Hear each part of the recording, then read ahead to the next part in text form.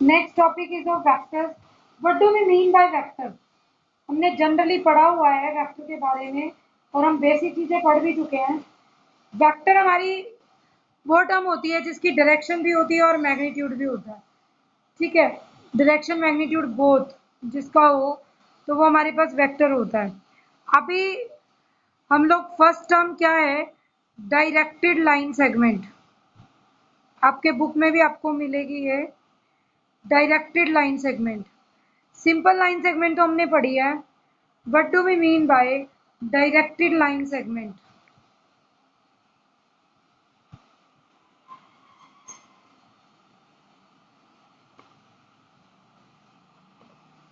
जो directed line segment होती है बेटा, उसकी 3 प्रॉपर्टीज होती हैं। हम ये कहते हैं अ portion of straight line, a portion of a straight line between two given points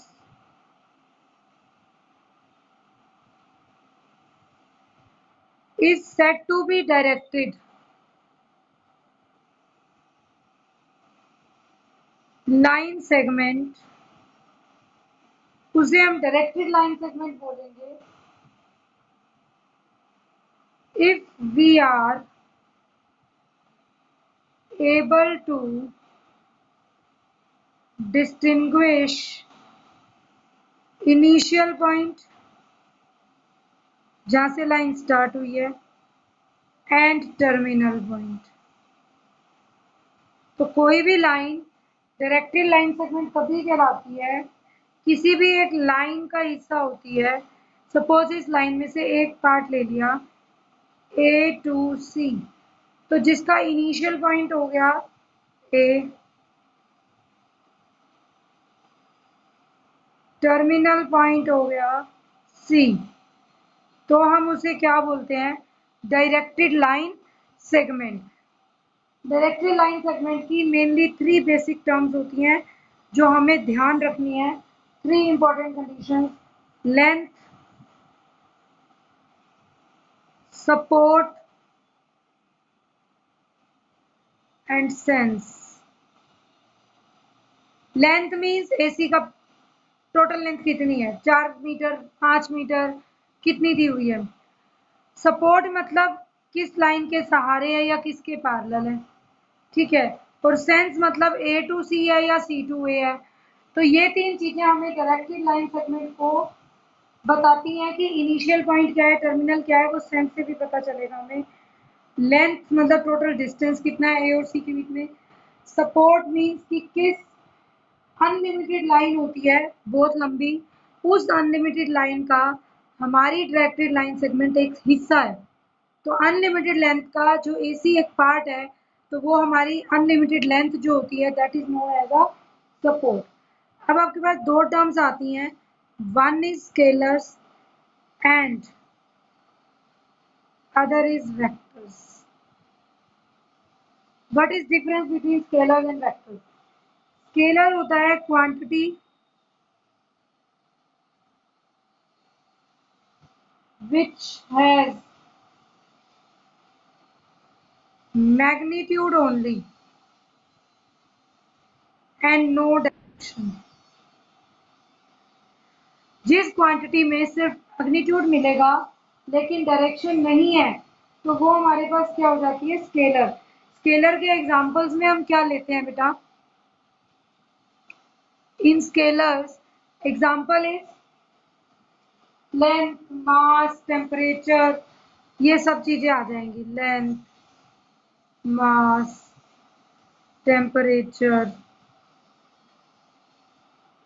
और क्या क्या चीजें आ जाएंगी, टाइम ले लो, इसकी भी कोई डायरेक्शन नहीं होती है। स्पीड, एरिया फाइंड आउट करना, एनर्जी, पावर, बहुत सारे एग्जांपल्स हैं। Density, volume, etcetera, many are there. This is known as scalars. Next आपकी टर्म आती है vectors. Quantity which has magnitude मतलब 2 4 जो भी उसकी वैल्यू है, as well as direction.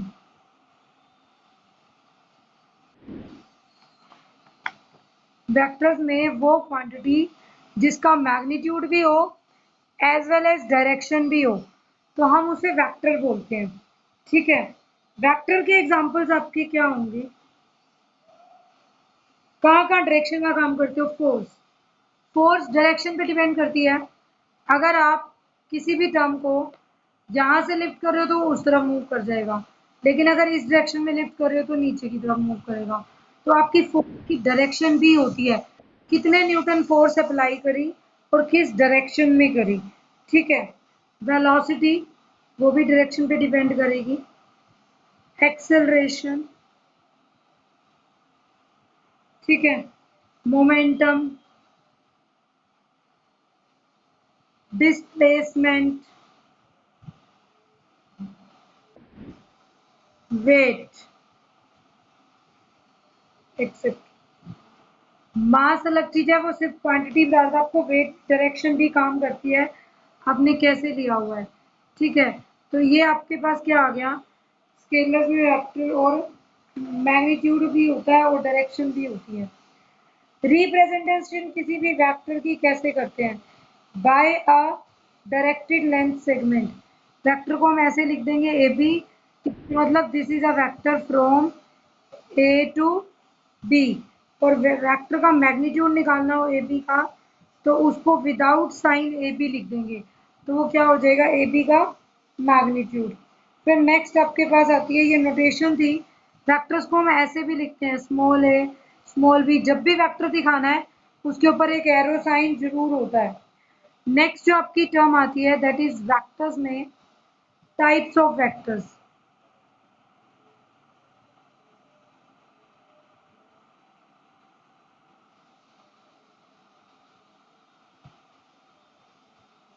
Types of vectors में क्या है? Two vectors, number one null vector और zero vector.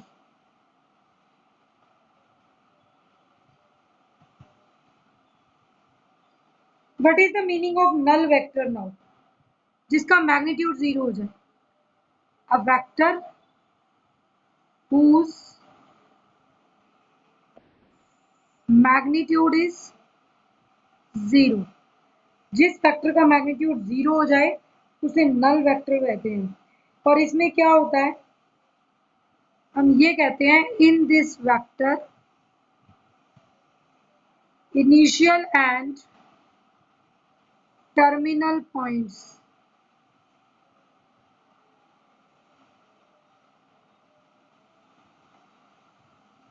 कंसाइड।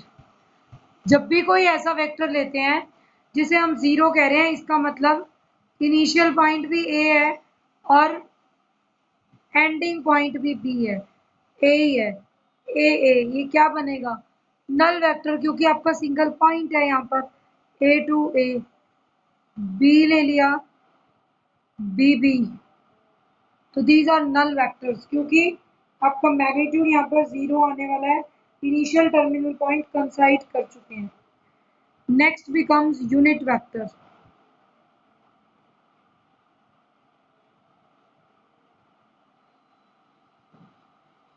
What do we mean by unit vector? Unit vector वो होता है जिसका मैग्नीट्यूड यूनिटी हो। Vector with magnitude unity means A B का मैग्नीट्यूड अगर 1 है then A B is unit vector. जिसका वेक्टर 1 हो जाए मैग्नीट्यूड, दैट इज यूनिटी। अब हम दिखाते कैसे हैं यूनिट वेक्टर को? Unit vector is denote as A cap, जिसको हम लिखते हैं दिए हुए वेक्टर को अगर उसी के मैग्नीट्यूड से डिवाइड कर दें, तो आप कभी भी चेक कर लेना, ऑब्वियसली ए का आपका मैग्नीट्यूड, मैग्नीट्यूड का मैग्नीट्यूड आएगा तो इट विल बिकम 1। तो magnitude of A cap is equal to 1। किसी भी वेक्टर को यूनिट वेक्टर में बदलना हो, आप उसको सिर्फ उसी के मैग्नीट्यूड से डिवाइड कर दें। सपोज मेरे पास वेक्टर है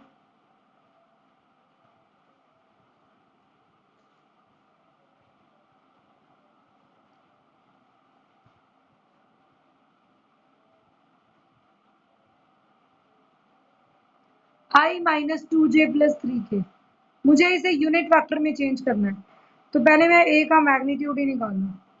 मैग्नीट्यूड कैसे निकालते हैं? x के कोफिशिएंट का स्क्वायर, i के कोफिशिएंट का स्क्वायर, j के कोफिशिएंट का स्क्वायर। ये एक्चुअली में कंपोनेंट होता है इन y डायरेक्शन, और k के कंपोनेंट का स्क्वायर। कभी भी कोई वेक्टर लगाते हैं इसका मतलब यही होता है कि ये i j k कैसे यूज होते हैं। i j k 3 डायमेंशन में यूज हो रहे हैं और i और j 2 डायमेंशन में यूज होते हैं। i के साथ जो भी कंपोनेंट होता है वो ये डिनोट करता है कि वेक्टर x एक्सिस के पैरेलल कितना है वेक्टर डायरेक्शन में, फिर y के पैरेलल कितना डिस्टेंस कवर हुआ है और z के पैरेलल, ये चीज आती है। ठीक है,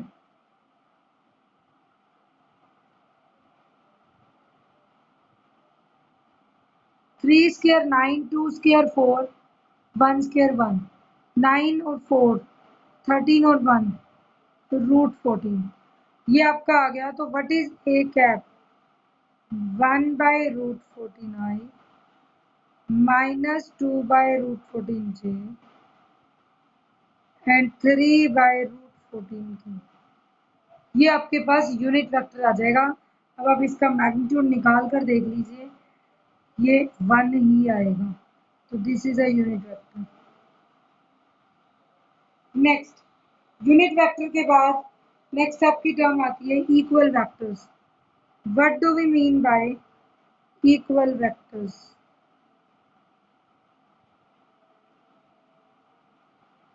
इक्वल वेक्टर्स क्या होते हैं? वेक्टर्स जिनकी टू वेक्टर्स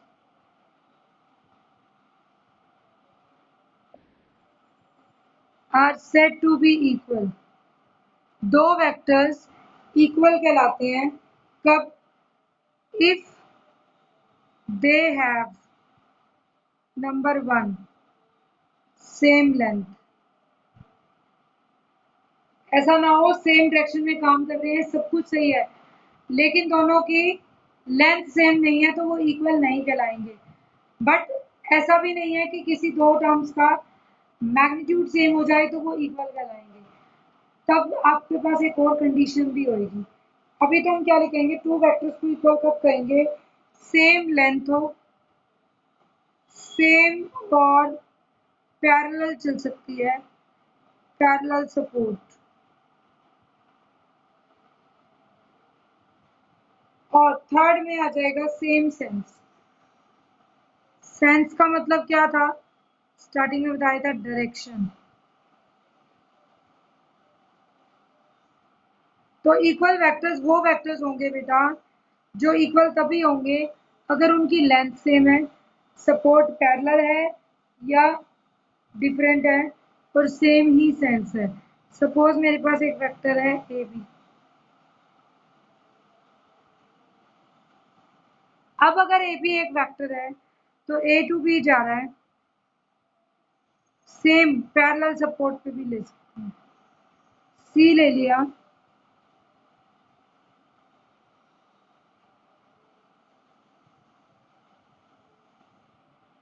ये आ जाएगा सी डी।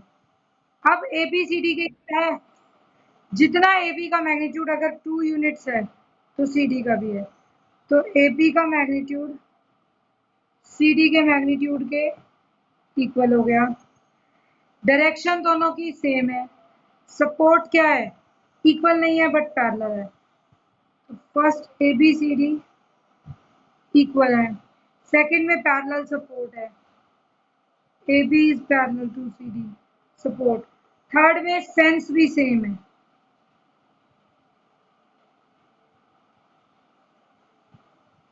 थर्ड में क्या हो गया? सेंस सेम है। तो अगर सेंस सेम होती है तब भी ये सेम रहते हैं। ये है इक्वल वेक्टर्स के बारे में। नेक्स्ट देखिए, नेक्स्ट इक्वल वेक्टर्स के बाद आता है हमारा coinitial vectors.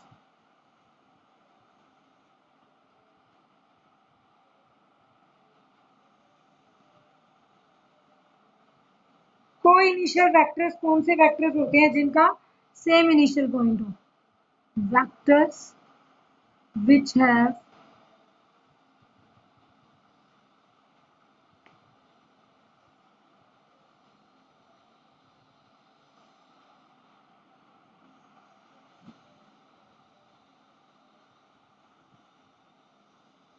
Vectors which have same initial point, जिन वेक्टर्स का इनिशियल पॉइंट सेम होता है वो को इनिशियल कहलाते हैं। सपोज ओ ए और ओ बी, तो ये दोनों का कॉमन पॉइंट है ओ, तो ये क्या कहला देंगे? सेम इनिशियल पॉइंट से जुड़े हुए vectors O A and O B are coinitial vectors. Next, coinitial के बाद एक वेक्टर होते हैं कोलिनियर। इसमें को इनिशियल की बात नहीं है।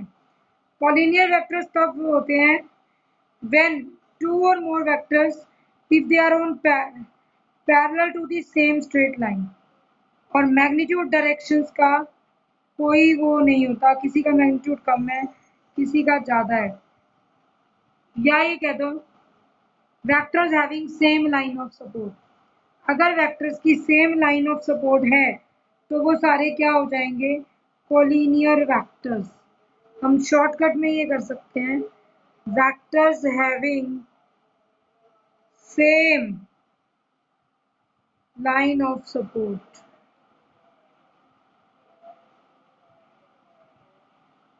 वेक्टर्स जिनकी सेम लाइन ऑफ सपोर्ट होगी वो कोलिनियर हो जाएंगे। अब कैसे कहेंगे? A B C are collinear if and only if. A B C तब कोलिनियर होंगे जब हम क्या कंडीशन कहें? If A B is equal to M B C, where M is any scalar.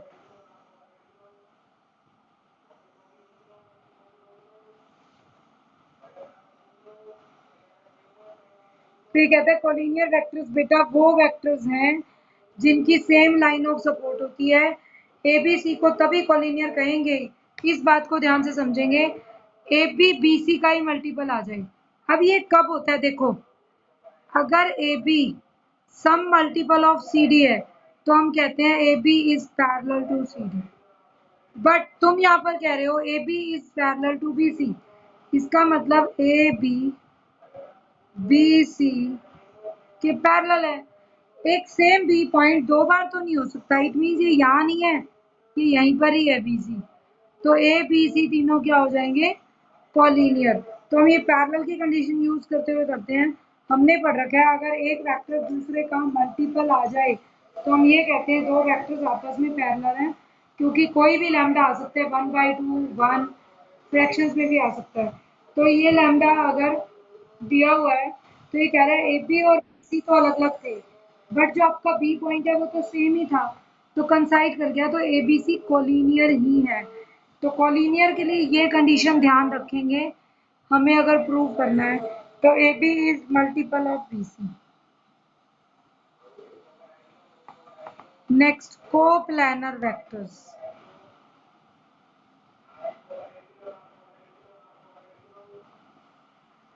क्या आएगा कोप्लानर वेक्टर्स में बेटा? जब हम कोप्लानर वेक्टर्स की बात करते हैं तो coplanar vectors are said to be coplanar if they lie in same plane or are parallel to same plane।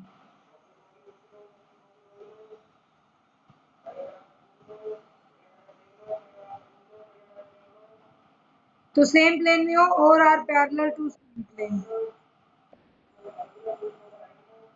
ये चीज चाहिए। तो वेक्टर्स कोप्लानर कहलाते हैं अगर एक ही प्लेन में है। कोई भी प्लेन ले लें हम,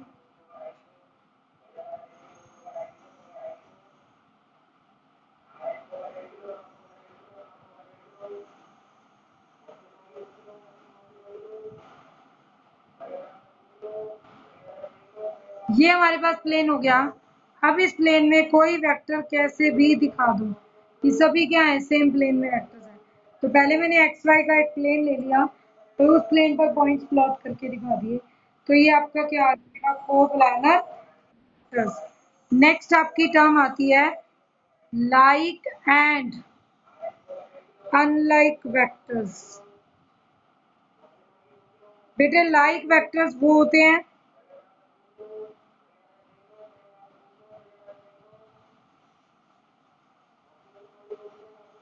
लाइक वेक्टर्स, और अनलाइक लाइक वेक्टर्स वो वेक्टर्स होते हैं, like vectors are such that they have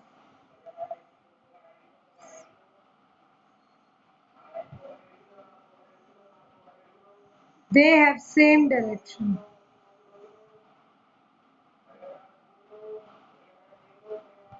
ठीक है, लाइक वो होंगे जिनकी डायरेक्शन सेम है। अनलाइक कौन से होंगे, अनलाइक वेक्टर्स डिफरेंट डायरेक्शंस और डिफरेंट डायरेक्शन। डिफरेंट सेंस या डिफरेंट डायरेक्शन वाले होते हैं अनलाइक वेक्टर्स, और लाइक वेक्टर्स होते हैं सेम सेंस सेम डायरेक्शन वाले। ठीक है, नेगेटिव ऑफ अ वेक्टर कैसे लिखते हैं,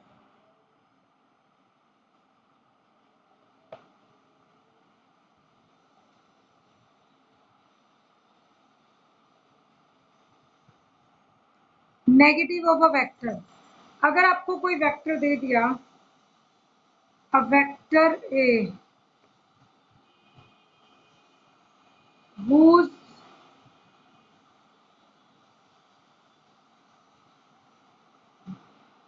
मैग्नीट्यूड इज बी, ये कह रहा है a vector a whose magnitude is a ही लिख लेते हैं चलो, लेकिन विदाउट साइन वाला। ए का मैग्नीट्यूड क्या मान लिया, only A. A vector a whose magnitude is A but whose direction is opposite to A।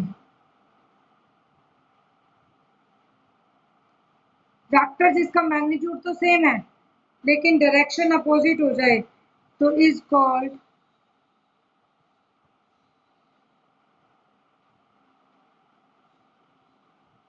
क्या आ जाएगा, whose direction is opposite to A is called negative of a vector।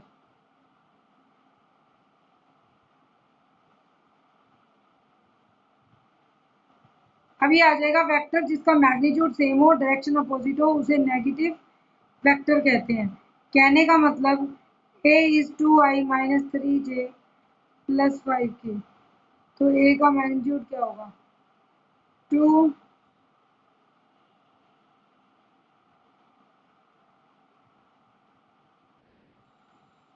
9 is called vector. तो ये आपका 2i आ गया, a is 2i minus 3j plus 5k, तो vector a क्या बनेगा, minus of vector A, minus बाहर 2i minus 3j plus 5k, तो minus A negative of vector A is minus 2i minus minus plus 3j minus 5k। तो ये आपका vector का negative vector होता है, मीन्स हर आई जे के सभी कंपोनेंट्स का साइन चेंज हो जाएगा। लेकिन अगर मैं मैग्नीट्यूड निकालूं तो माइनस ए का मैग्नीट्यूड ए के मैग्नीट्यूड के इक्वल ही होगा। ठीक है, तो ये आपका वेक्टर आ जाएगा। नेक्स्ट है पोजीशन वेक्टर।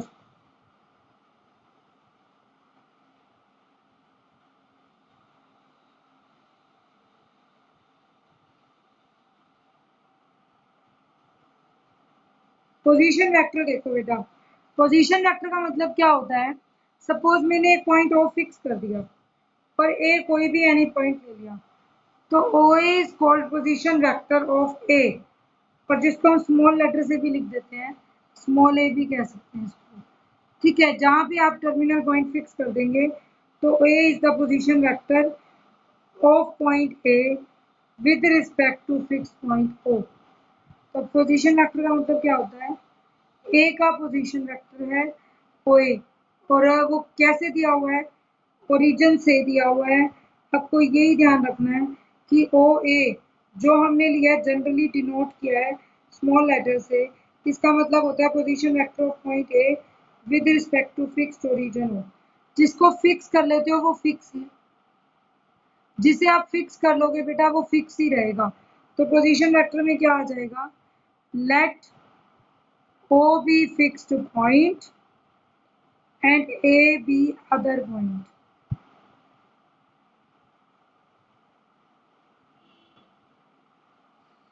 ओ फिक्स पॉइंट है और ए अनदर पॉइंट है, तो हम क्या लिखेंगे बेटा, then O A is called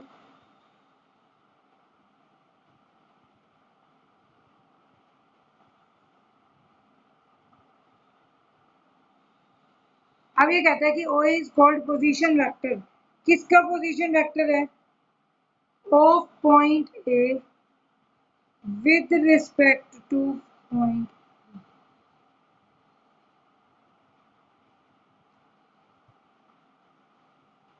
तो ये कहता है ओ ए क्या होता है, पोजीशन वेक्टर ए का होगा और with respect to point O हो जाएगा।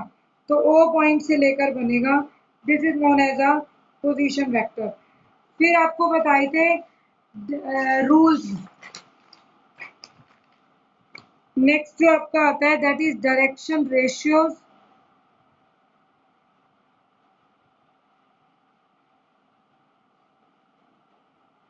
और ये डायरेक्शन कोसाइन डायरेक्शन रेशियो सारा का सारा आपका जो चैप्टर 3D का आएगा उसमें भी यूज होगा। तो इसे अच्छे से करना है क्योंकि डायरेक्शन कोसाइन डायरेक्शन रेशियो काम आते हैं। अब डायरेक्शन कोसाइन का मतलब क्या है, जब हम डायरेक्शन कोसाइन लेते हैं तो हमने ये मान लिया लेट दिस इज एक्स।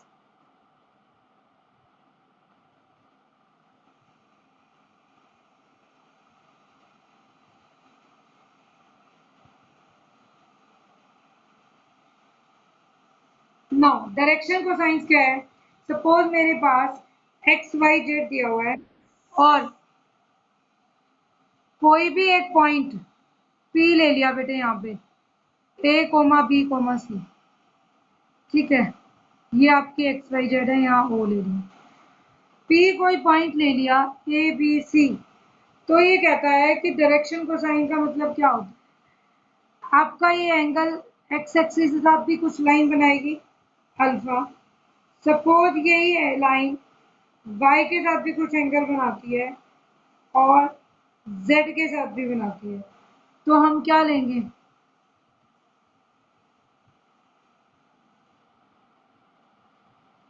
ये आपका एंगल पूरा बन जाएगा।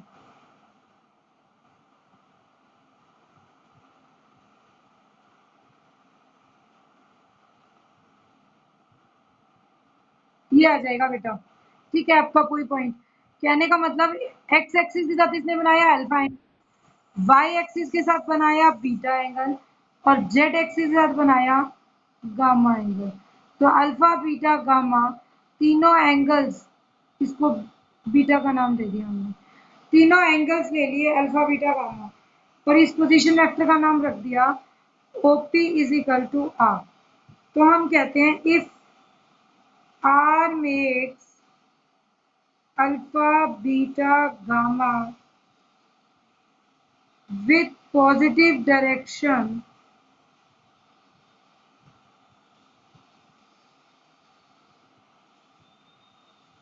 ये आ जाएगा R makes alpha beta gamma with positive direction of X axis.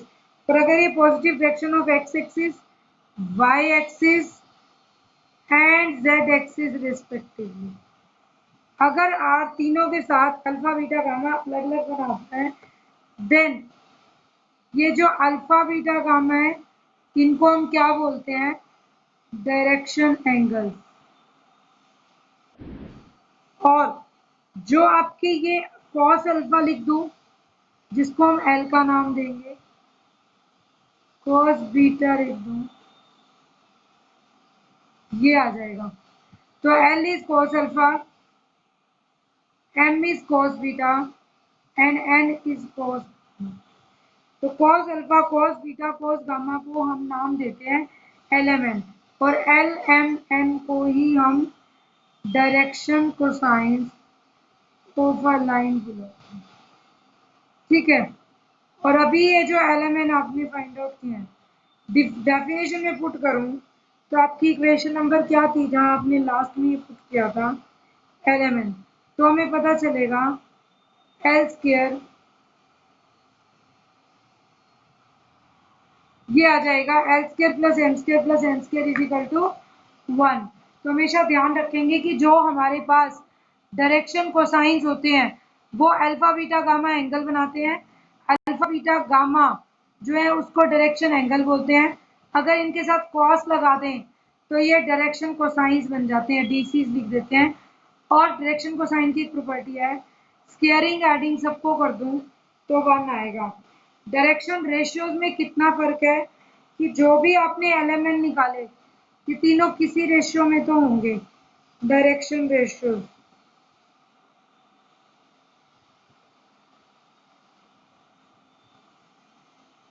Direction ratios का मतलब क्या हो जाता है, l by a, m by b और एन बाई सी इक्वल होना चाहिए। हम इसको बोलते हैं direction ratios. If A B C are direction ratios and l m n are direction cosine, ये किसके डायरेक्शन कोसाइंस हो जाएंगे, a B c direction ratios और and l m n are direction cosines of vector. जो आपको वेक्टर दिया जाएगा ये उसके डायरेक्शन कोसाइंस और डायरेक्शन रेशियोज बन जाएंगे। कहने का मतलब A B C are proportional to